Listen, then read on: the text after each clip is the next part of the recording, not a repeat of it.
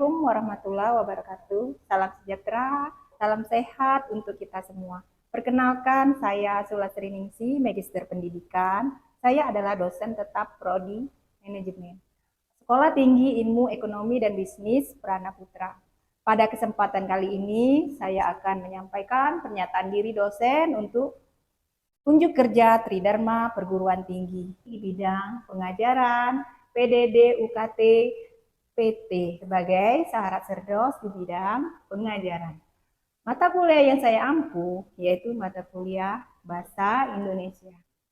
Pendekatan pembelajaran yang saya gunakan dalam mata kuliah Bahasa Indonesia yaitu Delivery Interaction Assessment. Pendekatan pertama ialah delivery merupakan teknik penyampaian materi pembelajaran baik dengan buku ajar dan PowerPoint, presentasi, PPT. Berikutnya, pendekatan pembelajaran interaction menjelaskan bagaimana cara saya berinteraksi dengan mahasiswa selama proses belajar mengajar. Kemudian pendekatan pembelajaran dengan teknik interaction yang saya gunakan selama perkuliahan adalah metode tanya jawab. Setelah materi saya jelaskan, materi di kelas selalu membiasakan mahasiswa untuk aktif di kelas dengan cara dapat bertanya langsung terkait perkuliahan yang sekiranya belum dapat dipahami. Dan proses pembelajaran dapat berlangsung komunikatif dan berlangsung dua arah. Yang B, berdiskusi kelas, mahasiswa membuat kelompok dan mendiskusikan permasalahan atau kasus yang saya berikan. Kemudian mahasiswa menjelaskan permasalahan atau kasus tersebut pada kelompok lain dan kelompok lain memberikan fallback berupa pertanyaan pada kelompok tersebut sehingga terbentuklah kelas yang komunikatif. Selanjutnya asesmen, yang mana menjelaskan teknik penilaian yang saya lakukan terhadap kemampuan mahasiswa dalam mengikuti perkuliahan Bahasa Indonesia. Kontrak perkuliahan untuk disepakati bersama antar dosen, pengampu dengan mahasiswa. Kontrak merupakan kesepakatan antara dosen dan mahasiswa mengenai berbagai aspek dalam suatu mata kuliah yang dibuat di awal semester. Kontrak ini berisi informasi tentang tujuan pembelajaran, metode pengajaran, materi, tugas, kriteria penilaian, dan tanya jawab. Kontrak ini berisi informasi tentang tujuan pembelajaran, metode pengajaran, materi, tugas, dan kriteria penilaian. Dan jadwal perkuliahan, adapun persentase bobot penilaian pembelajaran, yaitu evaluasi persentase dilihat dari satu kehadiran 15%, tugas 10%, kemudian kuis 5%, dan UTS 30%, UAS 40%. Saya akan menguraikan mata kuliah Bahasa Indonesia secara lebih rinci yang terangkum di dalam rencana pembelajaran semester atau RPS. Dokumen RPS Bahasa Indonesia dibuat oleh tim dosen pengampu mata kuliah yang disetujui oleh Ketua Prodi Manajemen Studi Prana Putra. Adapun poin yang saya jelaskan merupakan cakupan dari RPS mata kuliah Bahasa Indonesia, identitas dan deskripsi mata kuliah, CPL, Prodi, CPMK, materi pembelajaran, dan metode pembelajaran. Sistem penilaian, identitas, dan deskripsi mata kuliah merupakan mata kuliah wajib yang diberikan pada semester 1 dengan bobot 2 SKS selama 16 pertemuan tatap muka. Deskripsi mata kuliah Bahasa Indonesia merupakan mata kuliah pendidikan yang menjadikan mahasiswa mampu mengungkapkan pikiran secara lisan dan tulisan dengan kaidah bahasa Indonesia dengan baik dan benar, menjadikan bahasa Indonesia sebagai pembela ilmu, pengetahuan, dan menjadikan alat pemersatu bangsa. Materi pembelajaran pokok dan bahasan, sejarah, kedudukan, dan fungsi bahasa Indonesia yang baik dan benar, bahasa Indonesia ragam ilmiah, ejaan, diksi, kalimat efektif, paragraf, pengutipan, dan daftar pustaka. Analisis kesalahan penggunaan bahasa Indonesia lisan dan tulisan, praktik menulis proposal, penelitian, atau kegiatan praktik menulis laporan ilmiah penelitian, atau kegiatan praktik menulis artikel ilmiah. Capaian CPLL, mahasiswa mampu menghargai keanekaragaman budaya, pandangan, agama, dan kepercayaan, serta pendapat atau temuan orisinal orang lain. Kemudian mahasiswa mampu menginternalisasi nilai norma dan etika akademik. Mahasiswa mampu menunjukkan sikap bertanggung jawab atas pekerjaan di bidang keahliannya secara mandiri dengan memperhatikan wawasan lingkungan dan implementasinya pada kehidupan sehari-hari. Mahasiswa mampu mengkaji implikasi pengembangan atau mengimplementasikan ilmu, pengetahuan, dan teknologi sesuai dengan keahliannya berdasarkan kaidah dan cara tata etika ilmiah dalam rangka menghasilkan solusi, gagasan, atau desain. Kemudian mahasiswa mampu mendokumentasikan, menyimpan, mengamankan, dan menemukan kembali data untuk menjamin kesahihan dan mencegah plagiasi. Dari CPL tersebut diturunkan menjadi sub CPMK. CPL 1, sub CPMK-nya mahasiswa mampu menjelaskan sejarah, kedudukan, dan fungsi bahasa Indonesia sebagai bahasa persatu dan bahasa negara sebagai wujud cinta tanah air melalui studi, dokumentasi, dan diskusi. Selanjutnya, mahasiswa mampu menggunakan bahasa Indonesia yang baik dan benar sesuai dengan ragam bahasa Indonesia secara santun sebagai wujud cinta tanah air, studi kasus, dan diskusi. CPMK-nya mahasiswa mampu menggunakan ejaan bahasa Indonesia, UUBI, diksi, struktur kalimat, paragraf, dan pengutipan untuk mengeksplorasi teks sebagai wujud kepekaan lingkungan dalam kehidupan akademik melalui studi kasus dan diskusi. CPMK 3, mahasiswa mampu menganalisis kesalahan penggunaan bahasa Indonesia, baik dan bentuk lisan maupun tulisan, sesuai dengan profesi melalui studi kasus dan diskusi. CMK-nya, mahasiswa mampu menerapkan pemikiran logis, kritis, sistematis, dan inovatif dalam perancangan penulisan proposal penelitian atau kegiatan dengan mempertimbangkan kearifan lokal sesuai bidang profesi melalui tugas proyek. CPL 2, CPMK-nya mahasiswa mampu menginternalisasikan nilai normal dan etika akademik dalam menulis laporan, penelitian, kegiatan secara kreatif, inovatif untuk mempertimbangkan kearifan lokal sesuai bidang profesi melalui tugas proyek. CPMK-nya mahasiswa mampu merekonstruksi laporan hasil penelitian atau kegiatan ke dalam artikel ilmiah untuk keperluan publikasi ilmiah dalam bentuk bunga rampai melalui tugas proyek.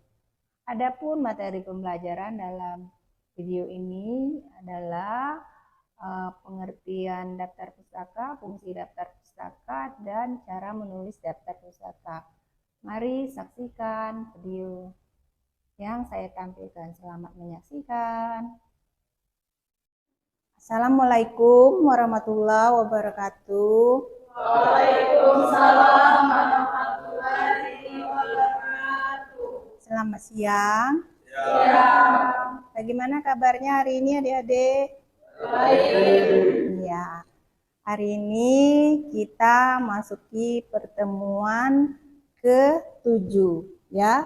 Lanjutan materi kita kemarin 5 dan 6 tentang apa kemarin? Abstrak.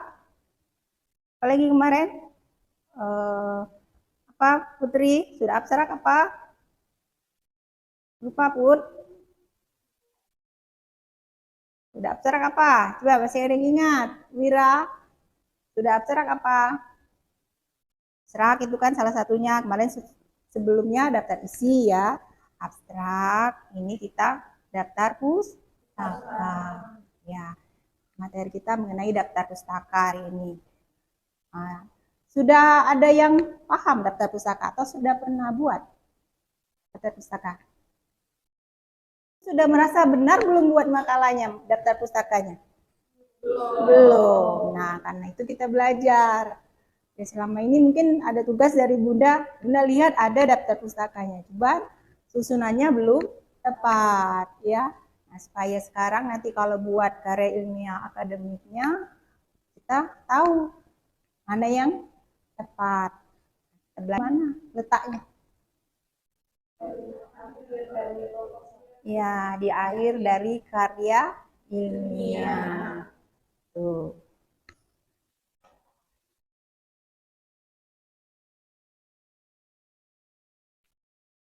Nah, ini kita ke materi kita, memahami daftar pustaka, penting dan cara menyusunnya ya. Daftar pustaka tadi seperti yang Bunda uraikan sangat penting. Kalau karya ilmiah tidak ada daftar pustakanya, itu dianggap belum sesuai sistematika.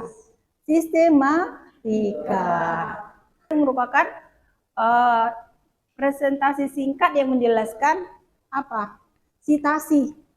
Apa yang kita kutip? Kita kan mengutip teori-teori ya. Teori-teori yang kita ambil itu kita kutip. Nah, apa yang kita kutip tadi nyambungnya dia ke daftar pustaka. Nah, itu. Lihat, nulis manual bagaimana? Citasinya bisanya dari mana? Dari buku. Kalau dari referensi dari jurnal, dari internet, itu kita mengutipnya dari mana? Nanti nyambungkannya ke daftar pustaka. Ayo, ada yang ingat? Dengan apa? Mendeley. Kalau dari buku, ya tadi kita susunnya secara manual. Tuh ya. Tadi daftar pustaka tadi bisa dari buku, jurnal, itu sumber online-nya ya. Nah, tidak mungkin kita dari buku semua, pasti dari jurnal ya. Nah, kalau misalnya Bun, bisa nggak dari jurnal semua? Bisa nggak? Nggak boleh dari jurnal semua. Itu ya. Ya, kita mampu menyusun daftar pustaka tadi dengan sistematis ya, yang baik dan benar dan konsisten serta kredibel. Oh, itu buku. Nah, jadi manual menganalisis data nanti. Nah, ini daftar pustaka adalah kumpulan referensi ya, referensi tadi yang kita pakai ya, jurnal, buku, apalagi web ya, atau e-book.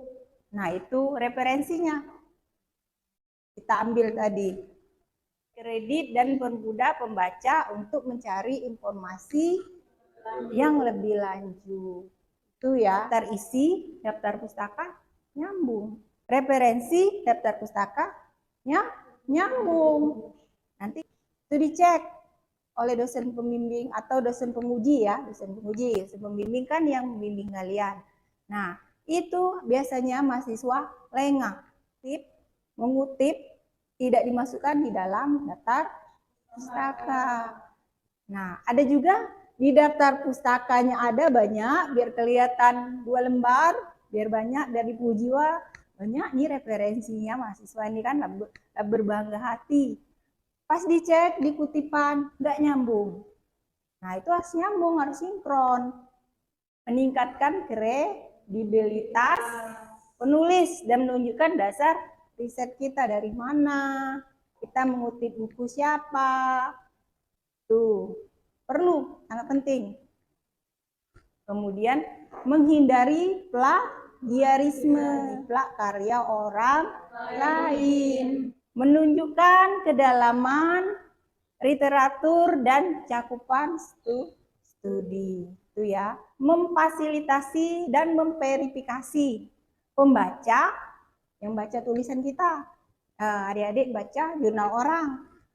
Itu kan memvalidasikan buku siapa saja, dari mana, dan memeriksa sumber aslinya. Kemudian menunjukkan kedalaman literatur dan cakupan studi. Berbagai gaya penulisan daftar pustaka. Ini ada beberapa referensi yang umum dipakai. Nah, kalau adik-adik di bidang manajemen kan, kita lihat kalau di bidang manajemen pakai yang style apa, gaya apa penulisan daftar pustakanya. Beda ya kalau anak teknik, beda. Kalau kita manajemen apa, Riz? Pakai apa, Riz? Pakai LMA, Chicago atau apa? Yang mana? Kalau manajemen beda ya, seperti keguruan juga beda stylenya daftar pustaka. Ini kita lihat pakai yang mana. Kalau Immuniora di sini apa? American untuk ilmu sosial. Nah, itu ya untuk ilmu sosial. Kemudian LMA, Immuniora. Ini bisa dipakai, bisa nggak anak seperti kamu, manajemen, pakai ini, Immuniora. Coba, pakai yang mana anak manajemen? Wah, diingat-ingat dulu. Yang mana? Apa? Apa atau MLA? Lihat dulu. Apa? Pakai apa? Nah, ini komponen dasar setiap penulisan ya. Itu ada contohnya. Kalau ini biasanya ingat nggak untuk penulisan yang apa ini? Volume, nomor isi halaman. Ya. Kalau untuk daftar pustaka cukup sampai penerbit ya. Ingat, untuk penyusunan daftar pustaka kita manual dulu buat seperti ini. Susunannya kita isi, kita buat manual dulu. Seperti ini, ya. Nanti setelah kita isi seperti ini, baru kita susun. Itu kalau kita membuat manual. Dulu, ya. Kalau pakai Mendeley tadi sudah tersusun secara otomatis. Sudah bentuknya, abjadnya sudah otomatis. Ini ya, ada edisi, ada volume, nomor isi halaman. Gunakan format yang konsisten sesuai gaya citasi dan yang dipilih tadi apakah atau LMA dan Chicago.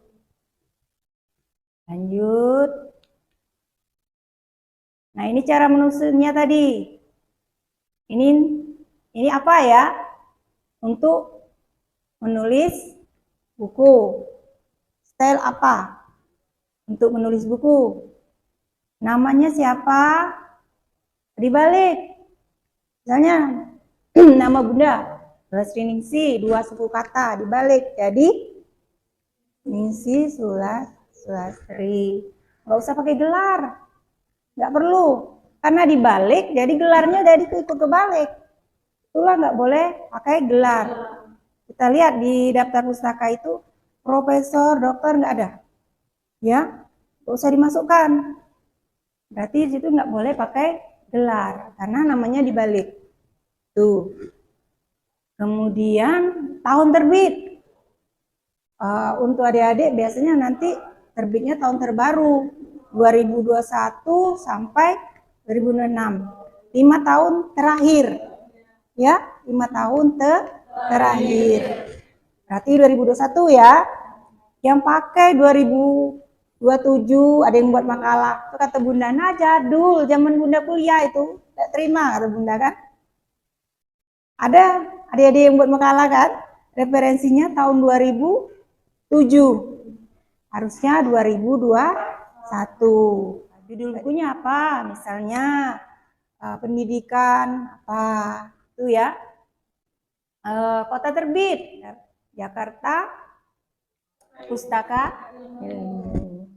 Tuh, ini dari jurnal dan artikel. Ada yang sama nggak dari yang tadi dari buku? Coba adik-adik lihat, perhatikan, ada yang sama? Yang mana bedanya? Yang mana?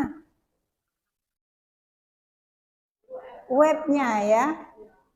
Tuh, ini contohnya di bawah, link atau web tadi. Nah, untuk kita kalau dari artikel atau jurnal, ini harus dicantumkan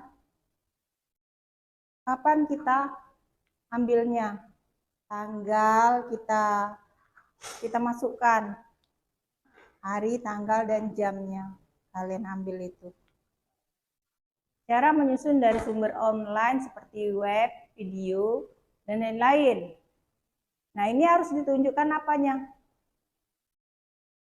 Link tadi ya. Kemudian plafon dan durasi jika diminta. Ini contoh penyusunannya. Ini ada di bawah. Contoh penyusunannya. Ya. Kemudian kesalahan umumnya. Format tidak konsisten. Tadi formatnya tidak konsisten. Lupa mencantumkan penulis atau salah ketik judul atau tahun. Ya. Tipnya, simpan metadata sumber sejak awal penelitian untuk menghemat waktu. Itu loh. Nah, kalau contohnya nanti benar contoh ya. Misalnya, kan pernah lihat daftar pustaka.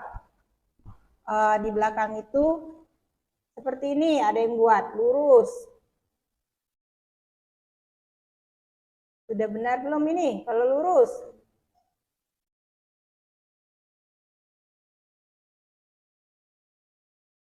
Sudah benar belum?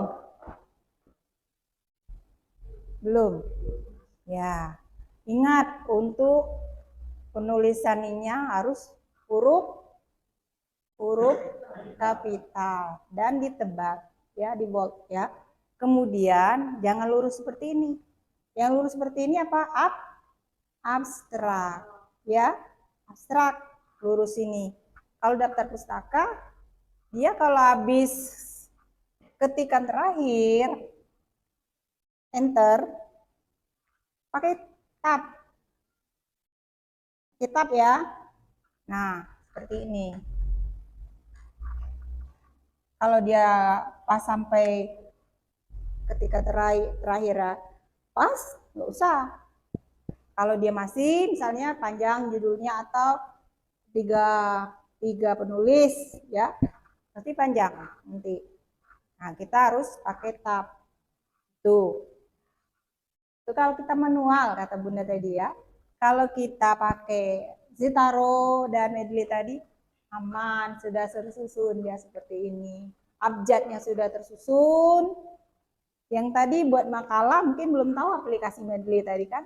Jadi pakai ini masih salah. Pakai 1, 2, 3, pakai bintang-bintang, pakai ABC, itu tidak tepat. Yang tepatnya abjad. Nama itu ditulis abjad kalau sudah dibalik. Ya. Misalnya Abdul Somad. Kalau A dia di atas. Berarti urutan S. Itu ya. Kalau sudah dibalik. Menurut abjad berarti penyusunannya ya, ingat. Kalau manual. Mungkin ada yang tanya, Bun, Mendeley itu pakai berbayar nggak? Berbayar nggak? Ada di laptop, sudah ada. Zitaru? Nggak tahu, belum cek. Coba dicek ya. Ada di laptop. Itu membantu kita untuk membuat daftar pustaka. Lanjut, apalagi tahun terbit terbaru akan muncul, ya seperti itu.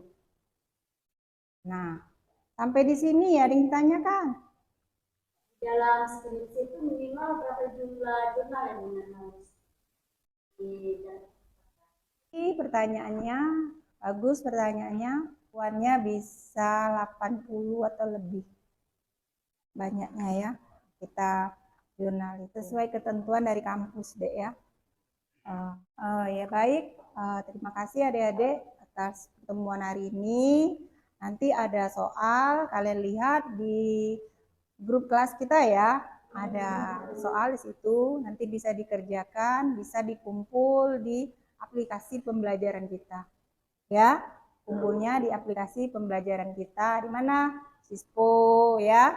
Ya, nanti soalnya kumpul lihat di sana dan jawabannya juga dikumpul di sana.